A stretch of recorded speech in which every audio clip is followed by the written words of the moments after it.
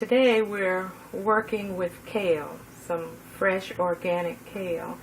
And what we've got in the bottom of this big pot is about 1.5 cups of water.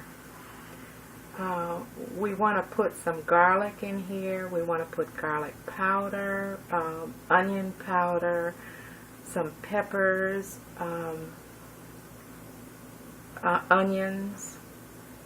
And I'm thinking that I'll put little young onions in this.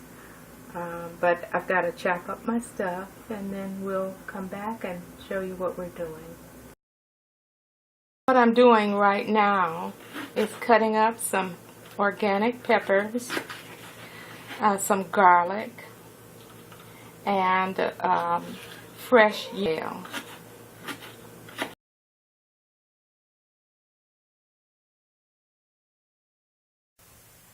Cutting up some garlic to go into the kale as well. What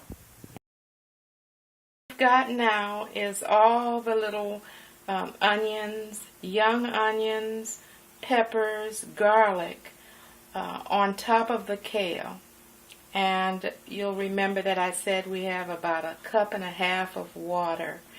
Not a whole lot of water in the bottom, because we want the flavors to get into the water, and we don't want too much water in the kale. I will also add a little bit of olive oil. And I want to say, you don't have to have organic everything. You just use what you have. If you have organic, it's wonderful.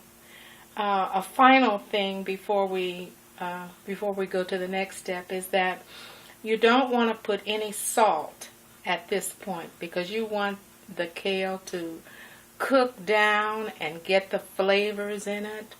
And don't put any salt until a later phase. Alright, our kale has gotten started, and so we're moving the kale around and moving some of the onions and peppers and garlic around into the kale and into that water that's below, so that those flavors can get into the kale. It's doing real well. We've got it on a medium-high heat. It's kind of pretty, I think. And it smells amazing. I'm looking at the kale again. It's been about 5 minutes cooking. The water in the kale is almost gone, so I will probably add another cup here in just a little bit. But it's doing real nice. Adding about a teaspoon of salt. Now,